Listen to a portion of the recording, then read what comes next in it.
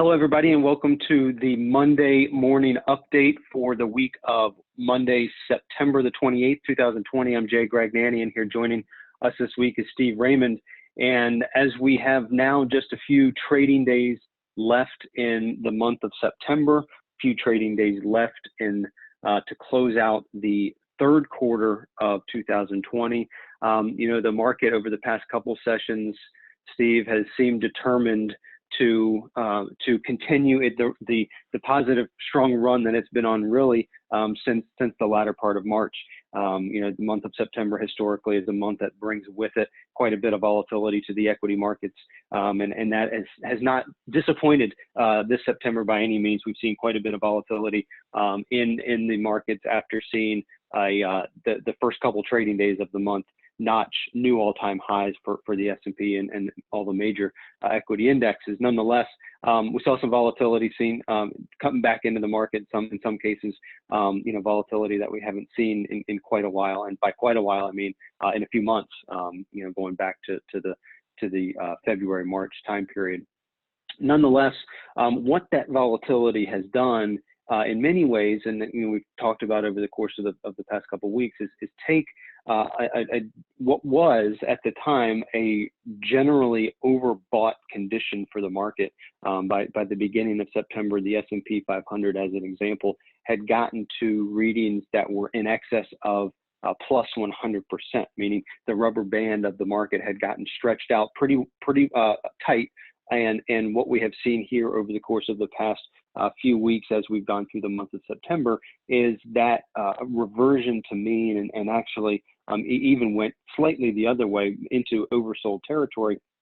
As we look at the action today, what that had caused is a number of sell signals on the point and figure charts of the S&P 500, as well as a number of individual stocks. That over the course of the past couple of days, the market has seemingly put its foot in the ground and held support at 32.20 and has now returned to a buy signal on the chart at 33.40, which is right at the middle of the 10-week trading band for the S&P. So, as we look at the chart of the S&P 500 right here, this is the type of action really that the month of September has seen is this back and forth action. Nonetheless, has managed to hold long-term trends and now return, Steve, back to a near-term buy signal at that 33.40 level. Yes, and we keep in mind that the futures actually did trade down to the 3,200 even level, and so the range got a little wider on the downside.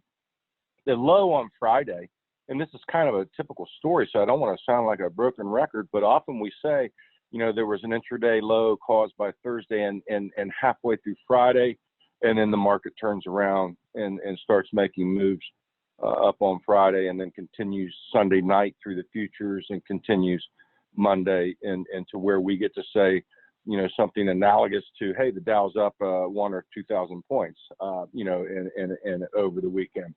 And that's kind of a story replayed as we often go, over the cycle of the last, 4 or 5 months, this type of exacerbated volatility.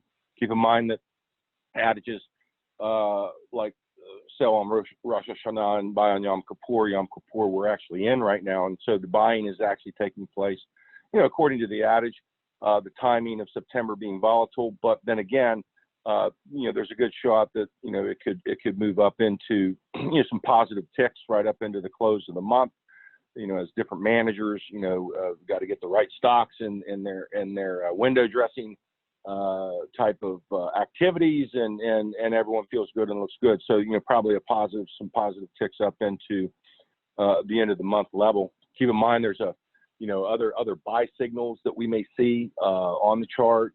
Somewhere up above the 3,400 level, where that's just an additional resistance that will pass through on the upside, let's say, and those are additional signals to keep in mind. And remember that often, what we've heard, I know JG and I both have heard this a lot, is, people looking for buying opportunities and where do you hop on into the market. And I think that you're right in the middle of that event, the very event of the pullback that folks were looking for. Well, here's one, and it's starting to repair itself. It certainly wouldn't be too late to consider the buy signal right here.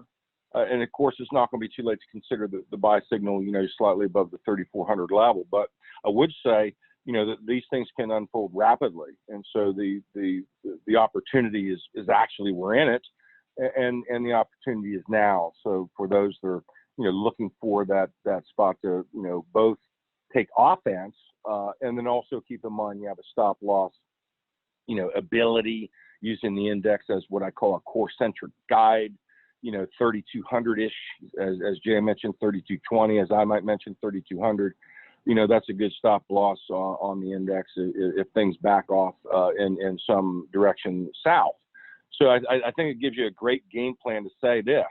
We're about ready to close September, enter into October, and then certainly head for important action points in the year. Remember the election in November. I'd also like to remind folks that the FSM seasonal quarter updates are also in November. So I don't know what's more important, JG, the FSM updates or the election, but it is true that, those are two things that, are extremely important for different folks, and a lot of activity, a lot of action, and certainly, a lot of things to discuss with your clients, as we start to try to move out of September and get back into, October and November, and be able to educate the clients on, what game plan you offer them, which is, very critical to, to keep bringing up. And I think this is a great time to bring it up, JG. Back to you. That's right, Steve-O. There are certainly quite a few eyes on the FSM models, and it'll be interesting to see how the markets have changed those models here right ahead of the election, the U.S. election that will be on the heels of all of the FSM model trades that go off. So certainly a lot of eyeballs on both of those. And as you mentioned, looking out at a number of indicators, we've seen some developments over the course of the past week, and really the couple weeks on a number of trending indicators. And this is one. This is the percent of stocks on the New York Stock Exchange that are trading in an overall positive trend. And then we saw the index, the S&P 500, continues to trade above its bullish support line, so in a positive trend. And so all we're looking at here is looking at all stocks on the New York Stock Exchange and seeing what percent of those names are trading above their respective bullish percent lines. And historically, when we look at this chart, a reading of 50% or higher or better has historically been a good thing for the market. A reading below 50%, and really, so once if that chart were to fall to 48%, that historically has not been a good sign for the market. There, you go back historically and you look, even going back to November of 2007, or excuse me, January of 2008 is when that indicator initially fell down to 48% in January of 2008. And obviously we know how that played out. But other time periods too, and you look at, August of 2011 spent some time down below that 50% level. August of 2015, it stayed down there until June of 2016. October of 2017, you saw it fall below and stay there for quite some time. And then again, February of this year, you saw the PT/NYSE fall below 50%, all the way down to 8%, reversed up in April and has since recovered. And so it's still above 50%, which basically all that is suggesting is that a majority of stocks on the New York Stock Exchange are trading in positive trends. And again, that historically has been a good thing. And that 50% line has been a very interesting level when we've seen pullbacks in generally strong equity markets. You go back again, and we saw in July of 2009 the NYSE PT chart reversed right down to 50%, held that 50% level, reversed up, and moved forward from there. Similarly, May, June of 2012, you crossed above, strong rally, pulled back right to 50%, never touched 48%, reversed back up and went on from there. And then earlier this year, July of this year, you saw that reversal down and then a reversal back up. So, right now, this is certainly still suggestive of strong breadth across the equity market in terms of majority of stocks being in positive trends.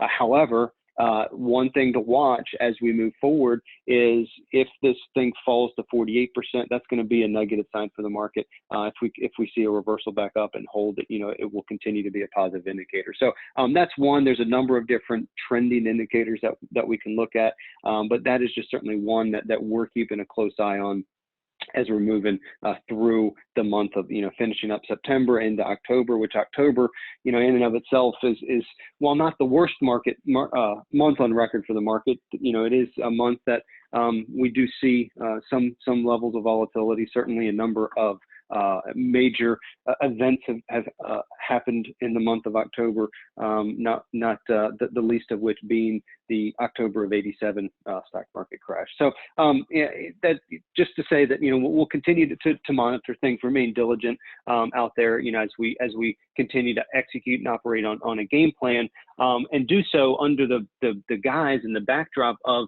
the fact that U.S. equities continue to be the top ranked asset class in Dolly, and that we saw that return to number one in August, showing improvement over the course of the past number of months, but by August was able to get back to number one, with fixed income right there at number two. And fixed income in and of itself has been a strong asset class across many different pockets of the fixed income market.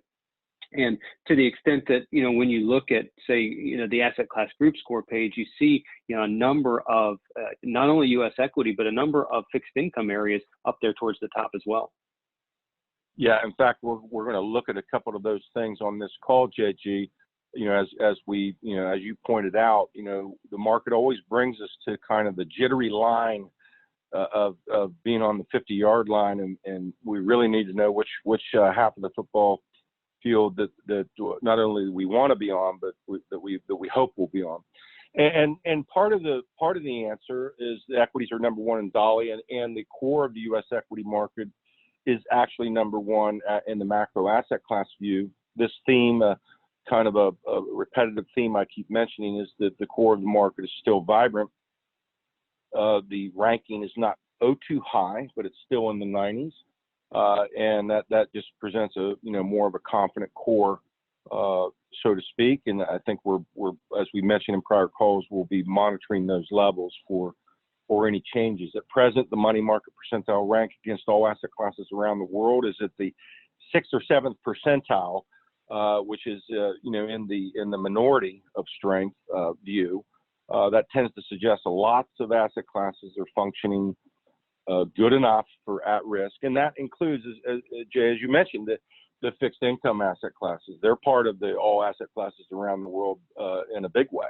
And so your average fixed income fund is still trading in the mid to high threes. The quality income funds still in the same range in a good strength. And what that's telling us, and I think it's been telling us most of the year, as we keep reiterating, that the fixed income component is very, very important to your allocation. Not because the academics tell us it should be. The market's telling us that it is. And so you need to participate in both the equity camps and the fixed income camps. And I think that that's the proper way to view this mix of strength, with both equity and fixed income holding very good strong spots in the macro asset class landscape. And really, some years some assets, let's say equity, overwhelm fixed income to such a degree that some people say I wouldn't consider buying fixed income. But that's not the year we're in here. That's not this era, where we need to actually pay attention to what the market is saying is in demand and has good enough scores to definitely participate in basically more of a well-rounded, strategic allocation. Back to you, JG. Speaking of, the allocation, Steve, one of the groups that you can view, or, groupings or views that's available in the asset class group score page, is not only the macro view, which is the one we were just looking at, which has kind of the big broad big, broad asset classes that are a part of that. And that's the default one that you come to. And on the top of the page, you have the ability to look at a number of different views. One being looking at all the groups, so all 134 groups that we have on the system. You can view all of those. You have to scroll down the page a little bit to be able to view them. You can look at sectors, you can look at styles, but you can also look at a group, Steve, that you have that's asset allocation that has it's a little bit more granular perhaps than the macro view, but not super granular in getting into individual sectors and that type of thing. So it's interesting when you look at that asset allocation view, which are the groups that most asset allocation models are built on. Is there's a vast majority of those groups right now that are scoring above 3, and it really is across a number of different areas. Not to beat a dead horse, but certainly a number of equity groups as well as a number of fixed income groups up there. That's correct, Jay. This is how we used to break down the market years and years and years ago. Those of us in asset allocation and so forth, looking more of what you would call that investment style, and you break up the market by investment styles in an asset allocation way. And so we name this view asset allocation. And sometimes I think it's helpful to take a look here. The aggressive growth is at the lead. This has been the case. This is primarily saying that large growth, that mid growth, that small growth component is banging away at some leadership. There's nothing new here. Thought I'd define that aggressive growth, meaning that focused, maybe a better word in the modern era is focused growth, is at the lead. I think other things worth making honorable mentions would be, a fair amount of conservative type allocation approaches are also high scoring, and I would say higher in score in the last few months than I think I've ever seen them since the asset class group score system has been inaugurated, which puts you back to circa 2002. The conservative allocation group obviously is made up of funds that have a heavy leaning into strategic allocation and low volatility. That means fixed income's in there as well as equity. And I think that's important to say that to see the scores up this high brings you back to a few slides ago, as JG mentioned, that the trends in the market are good, but they're on the 50-50 line. This is another way to say it. The aggressive growth, focused growth is good, but there's a lot of strength in the conservative groups, and what that's telling you is that that this fixed income component and in some sense a lower volatility strategic allocations are doing very well, and that would be because they're in demand. Okay, so when you go further and say target funds are up here, and someone might ask, well, what's a target fund? You don't mean the target funds in all of our 401ks, do you? Yeah, exactly what I mean. So a target fund and the spectra of target funds are really an asset allocation that goes through high focus equity, but more so strategic fixed income and equity blends. And again, according to JG's point, the fixed income component being very strong in this multiple months here, but certainly now, causes the strategic allocations to do very well. And so what you're seeing here are target funds probably scoring again as high as I've ever seen them in our modern system. But really, that's a vote for the importance of having a strategic allocation, which means a little bit of fixed income and a little bit of equity. Low beta fixed income is doing well. That kind of speaks for itself. Low beta fixed income would be reminiscent of various government short duration bond funds. The type, like the American Funds Government Bond Fund or Franklin, or I could name 600 other fund companies, and they're doing well. Correlated fixed income also doing well. Correlated fixed income puts you back to things like high yield, correlated to the equity market.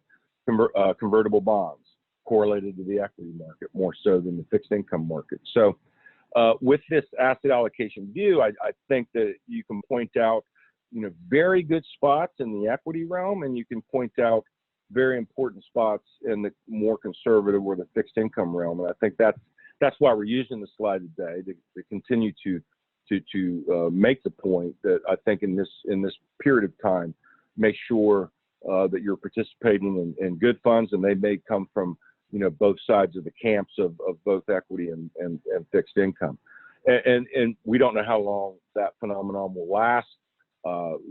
What we tend to say is we go with what is, and this is kind of a theme of what is, which is along with the core and along with focused growth, we are doing other things. This is not a time where you're saying to yourself, let me go tell my client how we can only focus down on a couple stocks. This is not the time to do that. I think it's more of the time to say we're fanning out. We're looking at the strategic allocation, possibly adjustments are being made, and then we're looking to focus to go into the last quarter with a little bit of balance on that fixed income equity component. Thanks, JG, for the time to explain that. That's great, Steve. It's always great to see those views, and there's a lot of views, a lot of options to look at on the site, and so we try to bring out the pertinent information for you, and I think that all of that is very, very pertinent in terms of client portfolios and just general market trends going forward. So as always, we appreciate you joining us this week. If there's anything that we can do to help you in your business, please do not hesitate to reach out to us. If you have access, you can certainly log in, view our daily equity report, where we provide daily commentary around market activity and different trends that are going on, as well as these weekly videos that we do. So with that, as always, thank you so much for joining us this week. Hope everybody has a great week, and we look forward to talking to you next week.